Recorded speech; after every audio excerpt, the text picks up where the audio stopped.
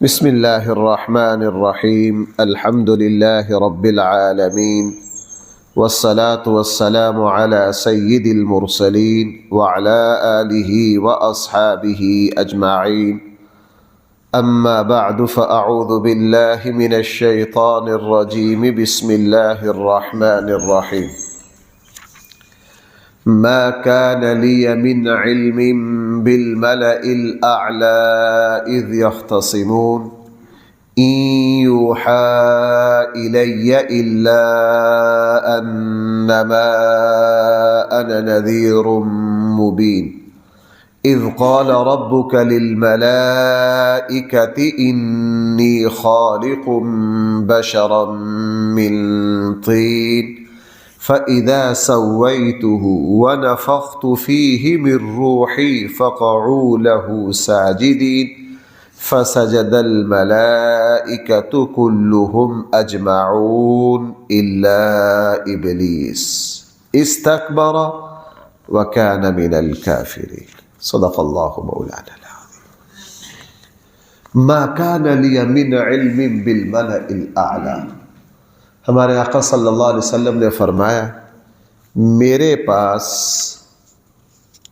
ملائے اعلیٰ کا علم نہیں ہے اذ یختصمون، جس وقت فرشتے آپس میں بحث مباحثہ کر رہے تھے۔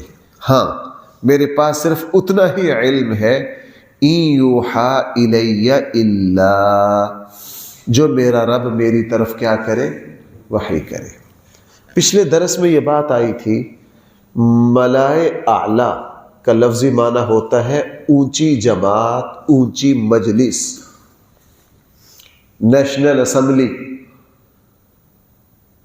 جہاں فرشتے بیٹھ کر اللہ تعالی کے احکامات کو اس کائنات پر نافذ کرنے کے لیے مشاورت کرتے، اسے بھائی کیا کہا جاتا ہے، ملائے اعلیٰ۔ انشاءاللہ اسی ملائے اعلیٰ کے بارے میں نے عرض کیا تھا کہ رسول اللہ صلی اللہ علیہ وسلم نے کی ایک تفصیلی حدیث ہے جس کی تشریح انشاءاللہ اس جمعے کے تقریر کا موضوع بھی وہی ہے۔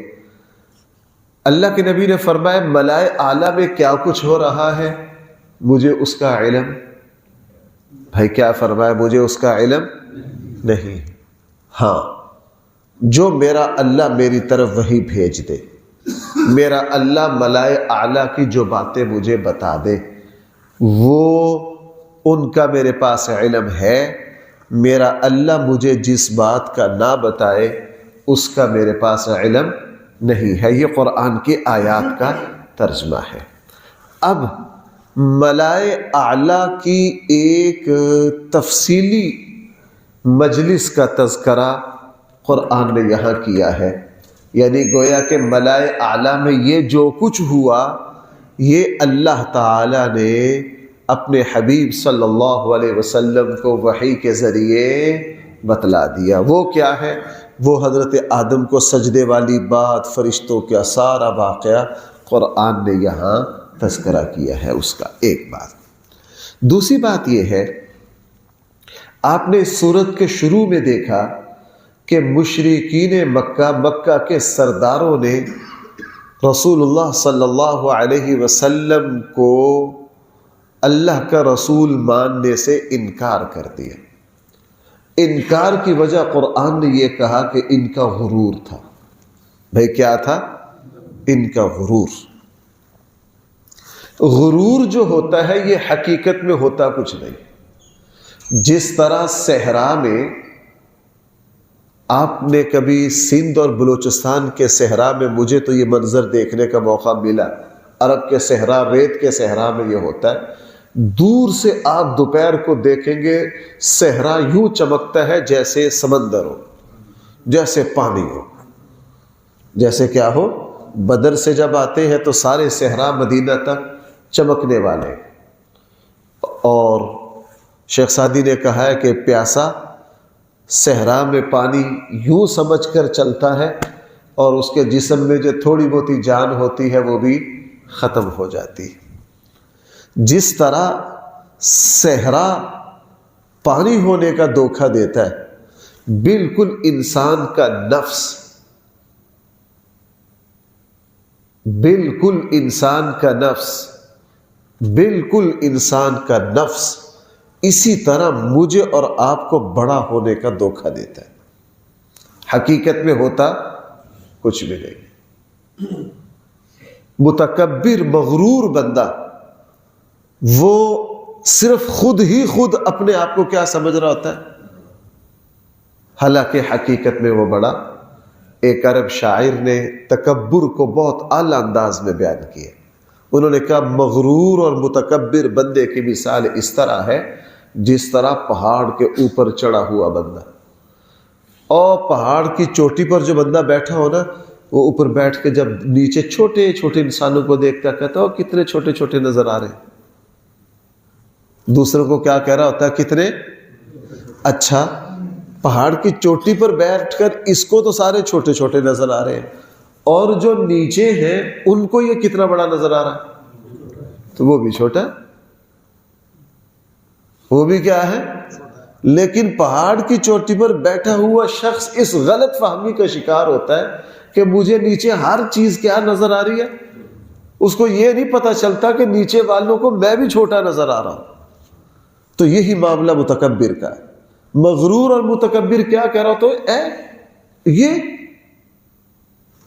حالانکہ دوسروں کی نگاہ میں بھی اس کی کوئی، جس بندے کو بھائی آپ کسی مجلس میں اکڑا ہوا دیکھیں کہ جس کی گردن میں سریا ہے، تو سارے لوگوں کے دلوں میں اس کی وقت ہوتی ہے، لوگ کہہ رہے ہوتے ہیں کہ یہ بہت چھوٹا بندہ ہے، یہ کیا ہے، بہت اچھا۔ تواضع کے اثرات اس سے اوپر ہے۔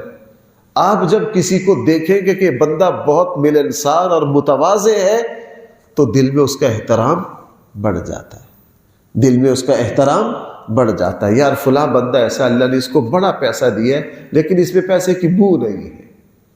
فلاں بندہ جو ہے اللہ نے اس کو بڑی عزت سے نوازا ہے لیکن یہ مزاج کا فقیر ہے، یہ مزاج کا کیا ہے، فقیر ہے۔ اچھا، بات لمبی ہو گئی کہ سورت کے شروع میں مشرکین مکہ نے، مکہ کے سرداروں نے آقا کریم صلی اللہ علیہ وسلم کو اللہ کا رسول ماننے سے انکار کر دیا۔ قرآن نے کہا اس کی وجہ کیا ہے، اس کی وجہ غرور اور تکبر ہے۔ اسی مناسبت سے سورت کے آخر میں شیطان کے واقعہ کو قرآن کریم دوبارہ لایا۔ شیطان کے واقعہ کو قرآن کریم کیا لایا ہے کہ اے مشرکین عرب، اے مکہ کے سرداروں، شیطان بھی اسی وجہ سے مر گیا کہ میں بڑا ہوں، میں کیا ہوں، بڑا ہوں۔ جس نے یہ کہہ دیا میں بڑا ہوں وہ مر گیا۔ حقیقت یہ ہے، جس نے یہ کہا بس میں ہی میں ہوں، میں بڑا ہوں، یہ اس کے لیے کیا ہے، یہ اس کے لیے موت ہے۔ اس لیے قرآن کریم اس واقعہ کو یہاں لایا۔ ذرا دیکھیے، یہ واقعہ چونکہ قرآن میں بار بار گزر چکا ہے، اس لیے میں کچھ جو اضافی باتیں ہوں گی وہ آپ سے عرض کروں گا۔ اذ قال ربک للملائکہ، جب فرمایا تیرے رب نے فرشتوں سے، انی خالق بشرا من طین، کہ میں پیدا کرنے والا ہوں تھوڑی سی مٹی سے ایک انسان اور بشر۔ قرآن کریم نے بھائی ہمارے اوپر کون سا لفظ بولا ہے یہاں، بشر۔ بھائی کون سا لفظ بولا ہے، بشر۔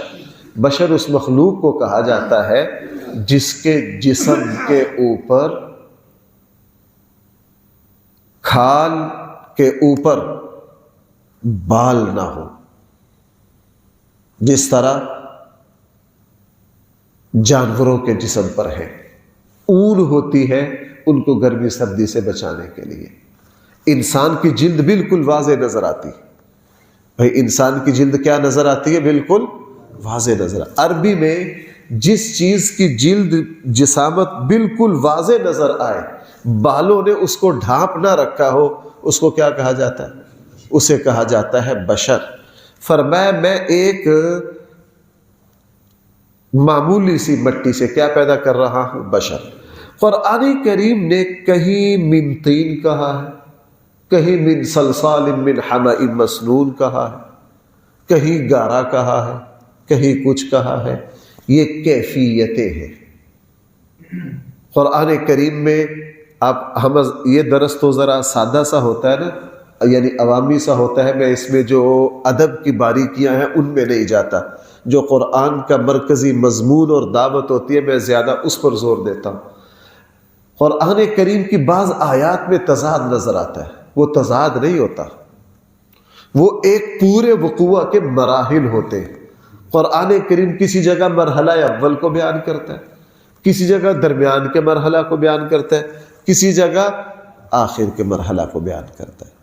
اللہ تعالیٰ نے جب انسان کو پیدا کرنے کا ارادہ فرمایا، فرشتوں کو حکم دیا کہ تمام اقسام و اصناف مٹی کی جمع کر لی جائے۔ مٹی کی بہت سی قسمیں ہیں، آپ کراچی سے لے کر پشاور تک کا سفر کریں گے تو دیکھ لو کتنی مٹی ہے، کسی ذمہ دار سے پوچھو وہ بتائے گا جی یہ پسر ہے، پتہ نہیں کون کون سے لفظ بولتے ہیں، مجھے تو آتے بھی نہیں ہے یہ لفظ، یہ میرا ہے، ہاں یہ پتہ نہیں کیا کیا پرانے بندوں کو یہ نام آتے ہیں۔ اور ویسے بھی آپ جائیں گے کسی جگہ دنیا میں جائیں، کہیں کی مٹی سرخ ہے، کہیں کی سیاہ ہے، کہیں کی کچھ ہے، یہ تمام اقسام ہے۔ تو پوری روئے زمین سے مٹی کا جو عطر تھا، جو خلاصہ تھا، اس کو نکال لیا گیا۔ قرآن کریم کہیں اس کو تعبیر کرتا ہے من طین، جو یہ لفظ ہے، یہ ابتدائی خاکہ ہے بھائی، یہ کیا ہے؟ ابتدائی خاکہ۔ اس کو پھر اس میں پانی ڈالا گیا، اس کو گارا بنایا گیا۔ قرآن کریم کہیں اس گارے کا تذکرہ کرتا ہے، ہم نے چیکنی مٹی سے پیدا کی۔ پھر اس کا جب پتلا بنایا گیا تو بھائی تازہ تازہ مٹی میں جب پانی ڈالا جائے، گارا بنایا جائے تو مٹی کی ایک سمیل ہوتی ہے کہ نہیں؟ تو قرآن کریم نے کہیں وہ لفظ بولا کہ ہم نے بدبودار مٹی سے بنایا، اس سے مراد ہے مٹی میں جب سمیل آئے۔ اچھا، کہیں کہا گیا کہ ہم نے آواز دینے والی مٹی سے جب پتلا بنایا اور وہ خشک ہو گیا۔ آپ کو پتہ ہے کچی مٹی کی کوئی چیز بنائی جائے، بٹھے پر جائے، وہ اینٹیں کچی ہوتی ہیں نا، تو ان کو جب اچھی طرح خشک ہو جائے آپس میں مارو تو کچھ نہ کچھ آواز آتی ہے۔ تو کہیں وہ اس کیفیت کو بیان کیا گیا ہے۔ یہ مختلف کیفیتیں قرآن نے بیان کی ہے، کہیں من صلصال، کہیں من حمأ، کہیں من طین، کہیں کوئی لفظ ہے، کہیں ہے سارے ٹھیک۔ فَإِذَا سَوَّيْتُهُ، فرشتوں سے کہا فَإِذَا سَوَّيْتُهُ، میں جب اچھی طرح انسان کو بنا چکوں۔ سوا یسوی عربی میں کہتے ہیں کسی چیز کو بنا کے اس کی نوک پلک ٹھیک کر کے اس کو بالکل پایہ تکمیل پر پہنچا دینا، اس کے لیے عربی میں کیا لفظ بولا جاتا ہے؟ مثلا میں نے نماز میں جو آیت پڑھی ہے، یا ایھا الانسان، اے انسان، ما غرک بربک الکریم، تجھے رب کریم کے بارے میں کس چیز نے دھوکے میں ڈالا؟ الذی خلقک، جس نے تجھے پیدا کیا، وہ یہی ہے فسوا، جس نے تجھے پیدا کیا اور پیدا کر کے ویسے نہیں چھوڑ دیا۔ خلقک، جس نے تجھے پیدا کیا، فسواک۔ او بھائیو غور کرنا، یہ انسان کیسی شاہکار ہے۔ میں اکثر ہی آپ کے سامنے لفظ بولتا ہوں نا کہ اللہ کی تخلیق میں سے سب سے بڑا شاہکار کون ہے؟ انسان ہے۔ 3 لفظ بول رہا، الذی خلقک فسواک فعدلک۔ آج حیرت ہوتی ہے، باہر جاتے ہیں نوجوانوں کو، بے شرموں کو اللہ کی تخلیق پر اعتماد نہیں ہے۔ جسم پہ کوئی کچھ، کئی بال ادھر سے کاٹ رکھے ہیں، کسی نے کچھ کر رکھا ہے، وہ کارٹون بنے پھر رہے۔ اور اب جسم پر گوندنے کا رواج آ گیا ہے۔ نوجوان بچے پوچھتے ہیں کہ جی ہم جسم کو گوند سکتے ہیں کہ نہیں؟ اور بے وقوف ہو، تم نے اگر اللہ کی کتاب کو پڑھا ہوتا تمہیں خود اپنے آپ کے بارے میں پتا ہوتا نا تم کیا ہو۔ قرآن بٹ صاحب 3 لفظ بول رہا، الذی خلقک، ہم نے آپ کو پیدا کیا، فسواک، اور آپ کی ایک ایک چیز کو کمال کو پہنچایا، آگے فعدلک، ہم کمال کو پہنچا کے تمہیں لمبا بھی کر سکتے، اتنا لمبا کر دیتے زرافے کی طرح پانی پینا ہوتا تو الٹا لٹک کے پینا پڑتا. نہیں، فعدلک، ہم نے تمہاری ہر چیز میں اعتدال رکھا. تمہاری ہر چیز میں کیا رکھا؟ اعتدال رکھا. انسان کے اعضاء میں جتنا اعتدال ہے، ہر چیز میں ایسا تناسب ہے کہ مخلوق میں سے یہ اعتدال کسی چیز کو نصیب نہیں ہوا. اس لیے قرآن نے دوسری جگہ کیا کہا؟ لَقَدْ خَلَقْنَا الْإِنسَانَ فِي أَحْسَنِ تَقْوِيمٍ. ہاں، یہاں فرمایا فَإِذَا سَوَّيْتُهُ. اس لیے دیکھو میں آپ سے ایک بات عرض کروں، اس پر اللہ بہت ناراض ہوتے انسان جب اپنی تخلیق کو خراب کرتا ہے. رسول اللہ صلی اللہ علیہ وسلم نے فرمایا جو مرد عورتوں کی مشابہت، جو عورتیں مردوں کی مشابہت اختیار کرتی ہیں، ان پر اللہ کی لعنت ہے. ان پر کیا ہے؟ اسی طرح کسی کی چال ڈھال پر اعتراض کرنا، اللہ اس سے بہت ناراض ہوتے ہیں، چونکہ یہ اللہ کی کاریگری میں نقص نکالنا ہے. اللہ کی کاریگری میں کیا ہے؟ میں بعض دفعہ سوچتا ہوں مستری یہ کام کروایا نا، مستری کام غلط کرتے ہیں، ان کو غلطی پر ٹوکو مان کے نہیں دیتے. میں بعض دفعہ سوچتا ہوں کہ کام اس نے غلط کیا ہے، غلطی پر ٹوکنا، پھر بھی تعبیل نہیں جی اصل یہ تھا، یوں نہیں تھا، اس طرح کرنا، پھر بھی مستری مان کے، اور ادھر اللہ نے 100% صحیح بنایا اور انسان اس میں خامی نکالتا ہے. جو غلط ہوتا ہے وہ نہیں غلط مانتا ہے. الذی خلقک، اس لیے اللہ کی جو تخلیق ہے اس میں تبدیلی کرنا یہ اللہ تعالیٰ کو ہرگز پسند نہیں ہے. جس کو مرد بنایا وہ مردانہ وقار میں رہے، اور جس کو اللہ نے عورت بنایا وہ اپنی نسوانی حیا میں رہے. اس میں ترمیم کرنا یہ اللہ تعالیٰ. مولانا روم نے ایک بڑی زبردست بات لکھی. مولانا روم نے لکھا کہ ایک مصور نے تصویر بنائی اور اس نے حقیقت کے لوگوں کا مزاج کیا ہے اس نے شہر کے چوک میں لٹکا دی اور کہا کہ بھائی اس میں سے کوئی خامی نکالو. اور اس کو بڑا اپنے فن پر مان تھا، اور تھا بھی بڑا فندان، کہ میری بنائی ہوئی تصویر میں کوئی نقص لگا کر آگے جی اس میں کوئی غلطی ہو اس کی نشاندہی کر. اگلے دن گیا تو وہ ساری تصویر لوگوں نے غلطیاں نکال نکال کے سیاہ کر رکھی کہ ساری ہی کیا ہے؟ غلط ہے. وہ بندہ بہت پریشان ہوا کہ یار میں اتنا بڑا مصور، میری تصویر کی ہر نوک پلک کو لوگوں نے غلط کہہ دیا. وہ کئی دن بیچارہ اس میں دکھی اور پریشان رہا. اتفاق سے کسی اللہ والے سے واسطہ پڑ گیا. اسے کہا جی میں اتنا بڑا مصور، میں نے پتہ نہیں کتنا زمانہ لگا کے تصویر بنائی ہے اور میں نے شہر کے چوک پہ لٹکائی ہے، لوگوں نے خامیاں نکال نکال کے برا حال کر دیا. ان کا پریشان نہ ہو، یہ لوگوں کی عادت ہے. دوبارہ وہی تصویر وہاں لگا اور وہاں لکھ کہ غلطی کی نشاندہی بھی کرو، پھر اس غلطی کو ٹھیک بھی کرو. اس غلطی کو کیا کرو؟ ٹھیک بھی کرو. صرف کیڑے نہ نکالو. کیا؟ میں سمجھانے کے لیے بعض باتیں کہتا ہوں، یہ نہیں اللہ ہمیں معاف فرمائے، ہمارے اندر لاکھوں نقص ہیں، آپ سے زیادہ خامی ہے، لیکن 50 منٹ کی تقریر کی،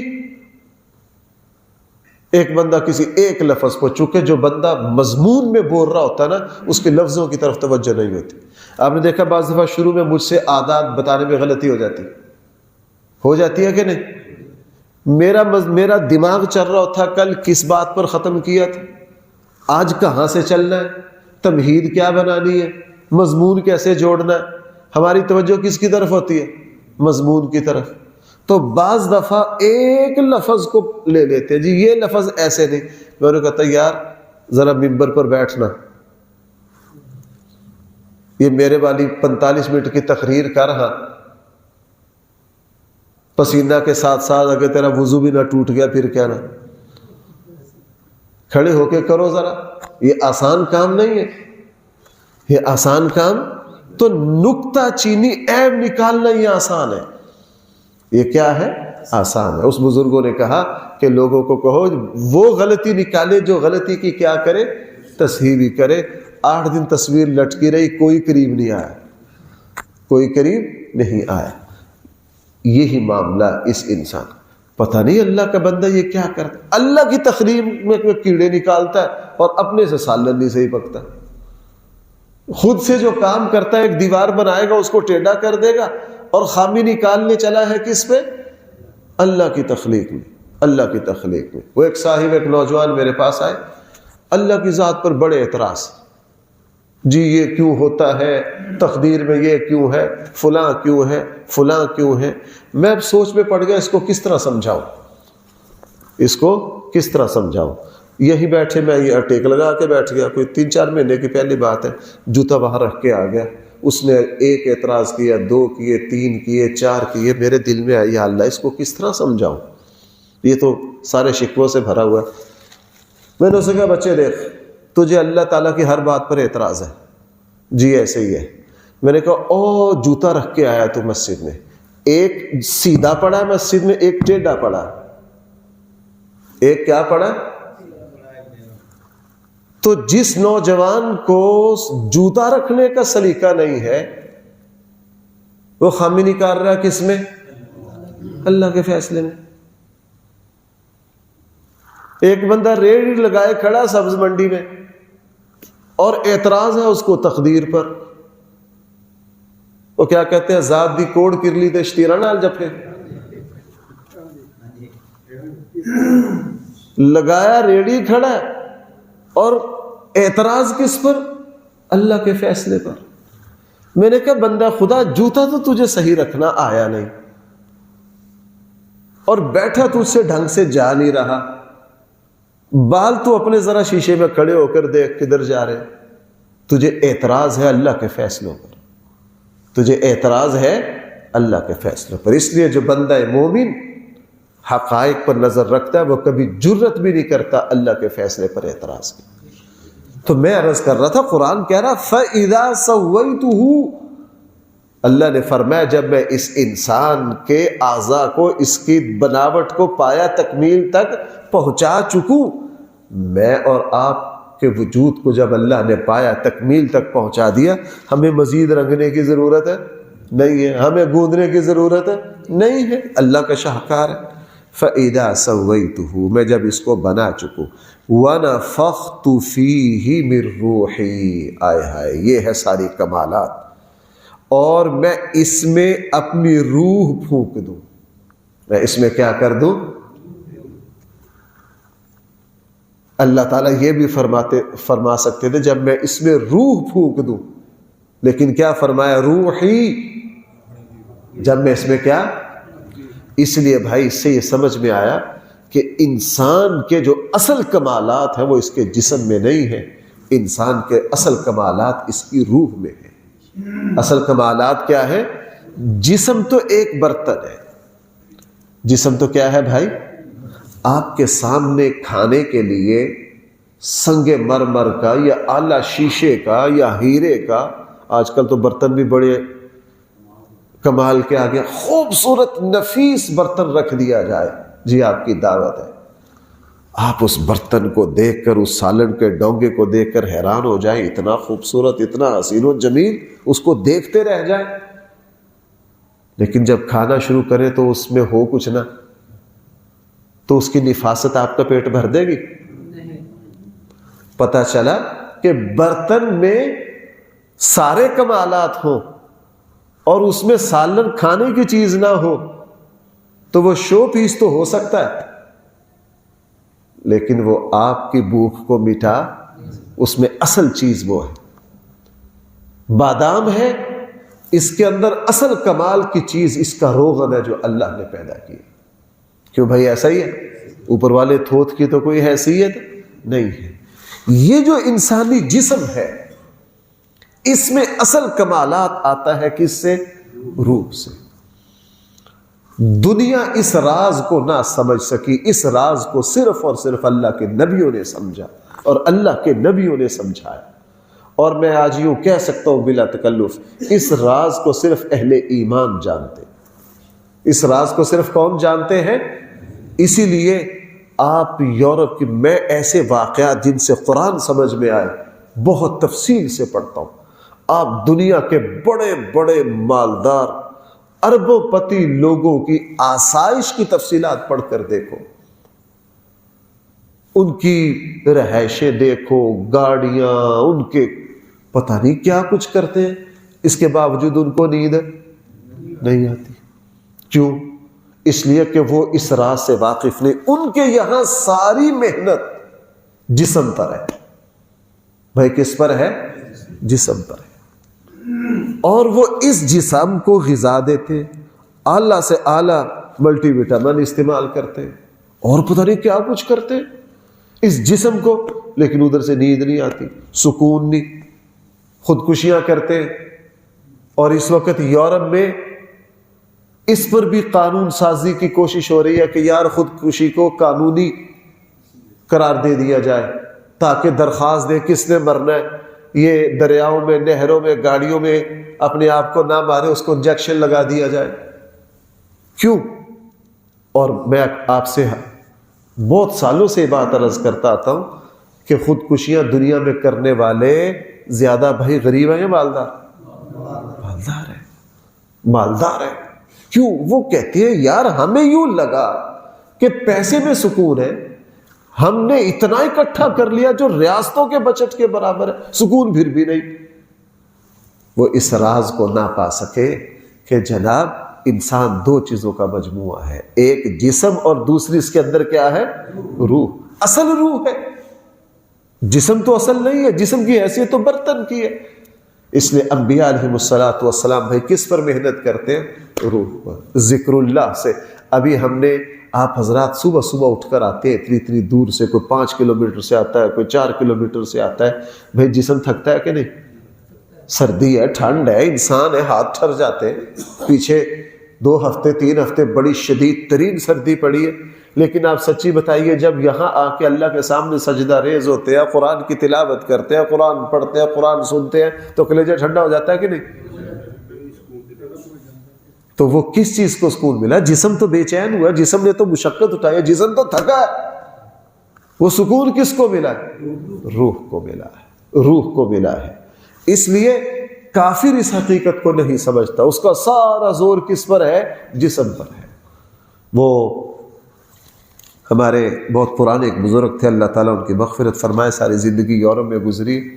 غالباً شاید ڈاکٹر حمید اللہ کا ہے یہ واقعہ، کسی اور کا ہے. ان کے پاس ایک بڑے شخص آئے اور وہ کافر تھے. انہوں نے بتایا وہ دنیا کے بڑے نامی گرامی لوگوں میں سے کہ مجھے نیند نہیں آتی، مجھے سکون نہیں ملتا، میں یہ کرتا ہوں، میرے 10 ڈاکٹر معالج ہیں، فلاں ہیں، میرے گھر میں آکسیجن کا یہ انتظام ہے، فلاں جو لٹرم پٹرم بتایا، مجھے نیند نہیں آتی. ڈاکٹر حمید اللہ نے اسے بڑی پیاری بات کہی. اس کا یار مجھے ایک بات بتاؤ، آپ کا زخم ہو اس گھٹنے پر، آپ پٹی کر رہے ہو دوسرے پر، تو شفا ہو جائے گی؟ اس نے کہا جی یہ تو کبھی نہیں ہوگی.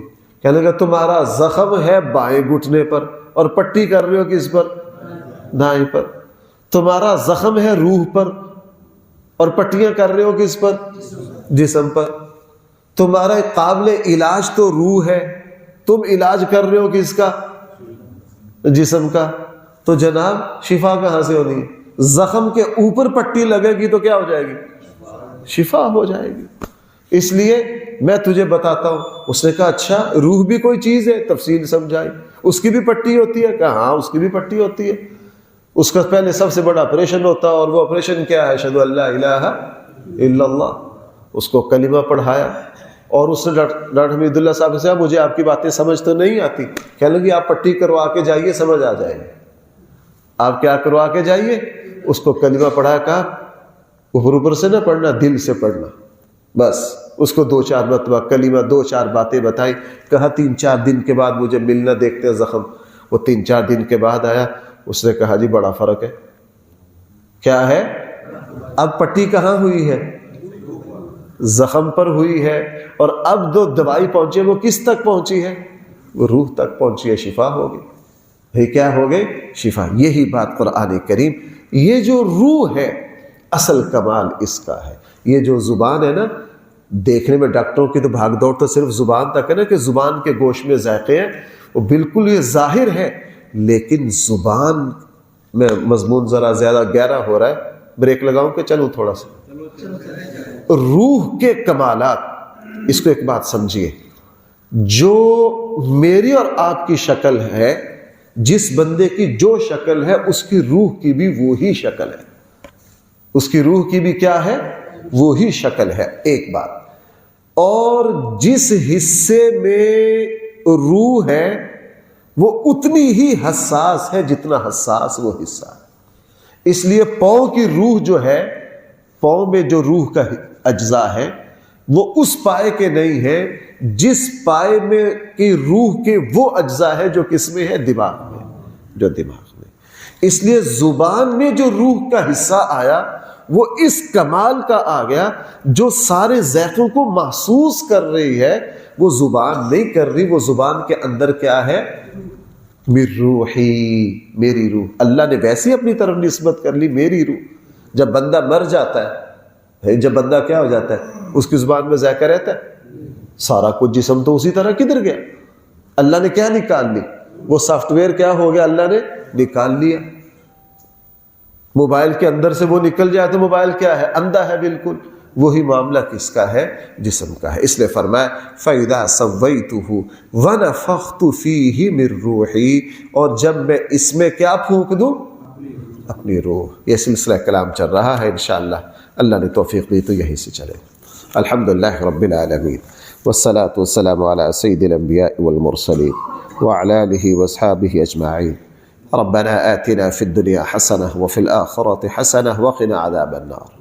صلی اللہ تعالی علی خیر خلقہ سیدنا مولانا محمد وآلہ واصحابہ اجمعین برحمتک یا ارحم الراحمین.